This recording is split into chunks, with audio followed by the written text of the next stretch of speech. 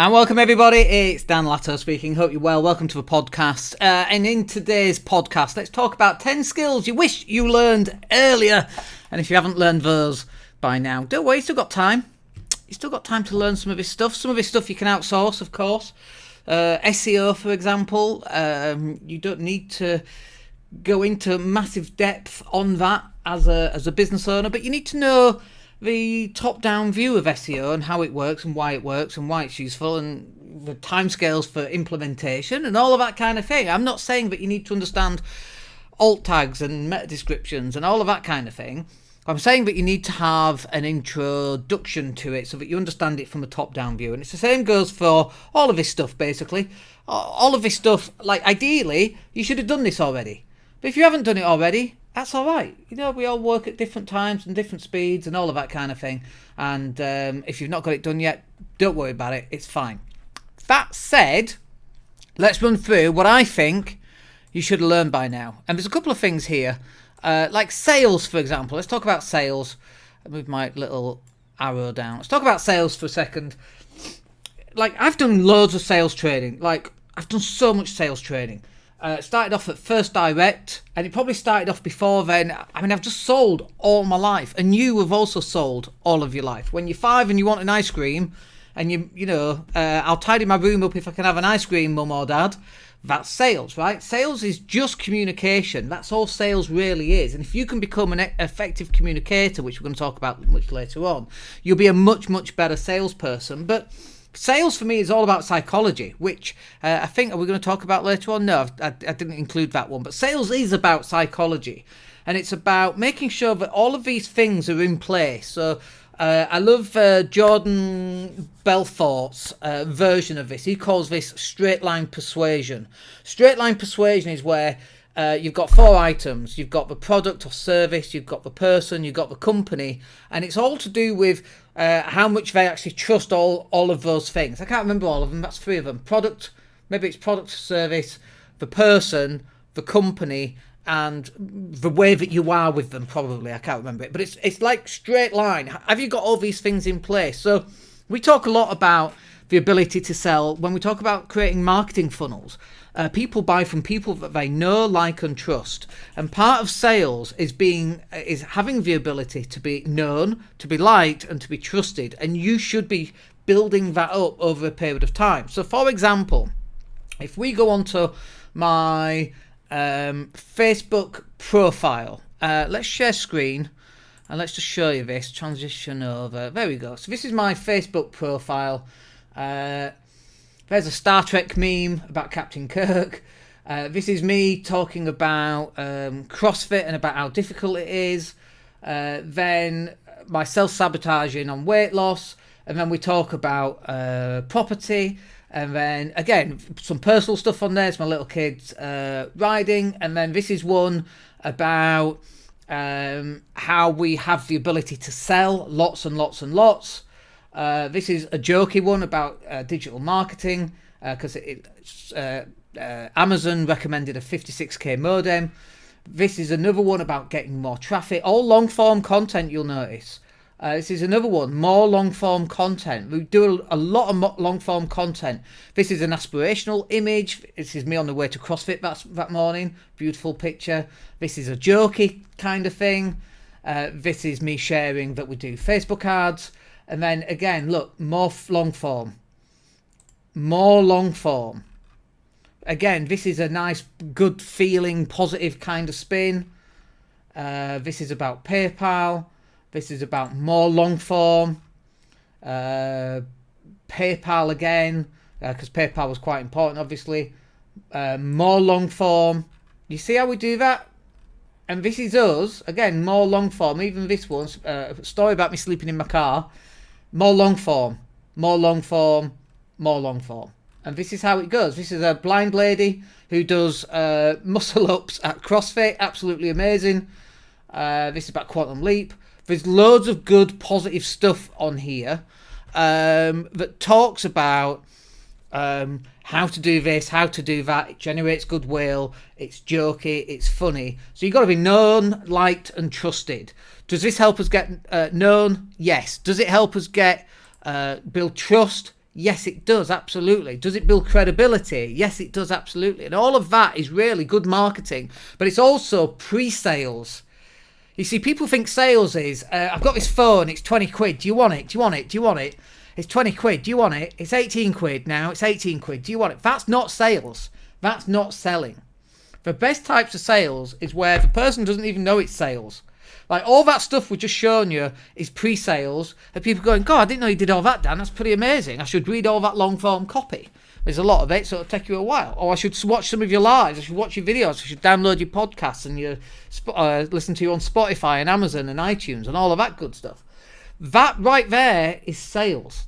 And before you even get to the sales process where you're getting someone on the phone to close them, you've got to get them to that point.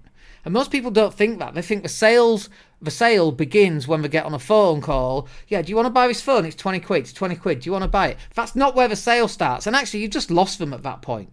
Because that's not how sales is. I remember I was dating a girl and she said, I couldn't do sales. I couldn't sell stuff to people that they didn't want. And I'm like, no, that's not what sales is. Sales is matching what people need and coming up with the right solution that's cost effective, that solves their problem. That's it, in a nutshell. So all that long form copy, that's what that effectively does. So then in addition to that, number 2, search engine optimization. If we sell, let's use property sourcing as an example. So if you sell property sourcing training, which we do, all those sales that came through all my property sourcing training. So this was a product that we created in 2020, just before the pandemic. I'm just going to pull up the image. Here we go. And let me make it bigger. Let me share this screen again. Second screen.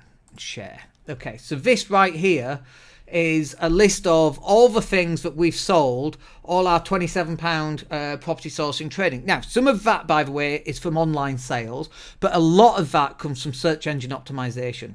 Now, we know search engine optimization. We understand how to do it. We've got people in-house that can do it for us, which is really cool, because when we create new products, we SEO them.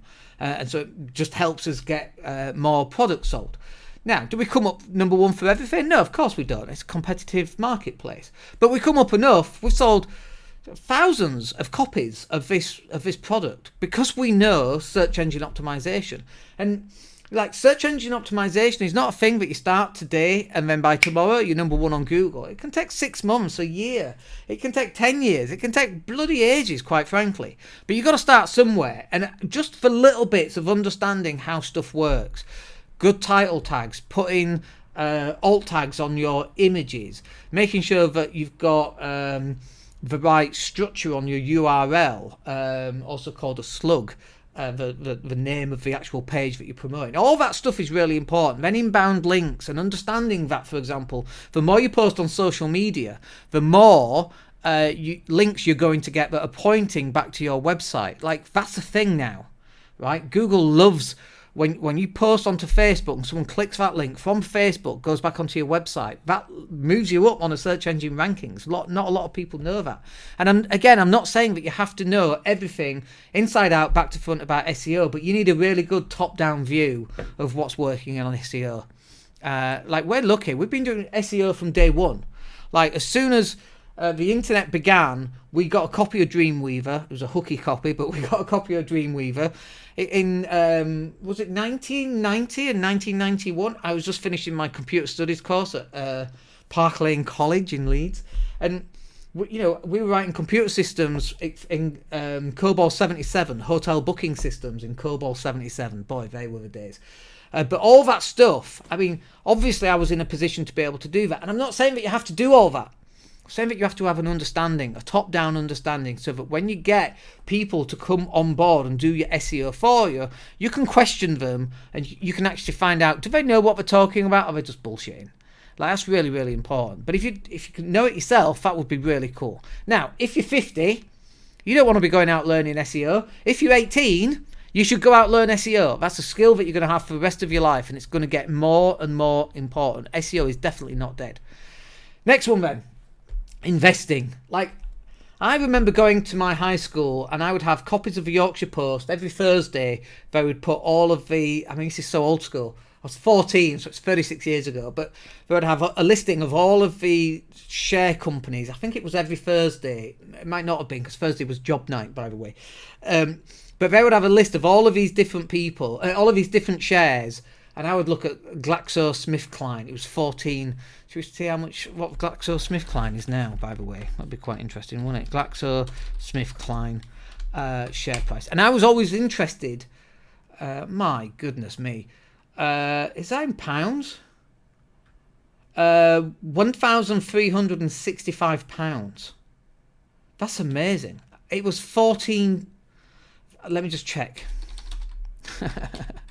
It was £14 when I was 14. I'm just double checking the share price here. Yeah, 13.63. Wow, how's that for an increase? So when I was 14 and I was looking at trading this stuff, I wasn't looking at buying long term, because I wanted to be a trader. That's what I wanted to do. I wanted to trade stuff. And actually I got there, but I got there with property, because when we first started up with property, we were trading left, right and bloody centre, quite frankly. We've actually bought and sold lots and lots of things. We've bought and sold cars, computers, houses. This is what we did. This is how we got to this stage. The long-term investing started when I was 26.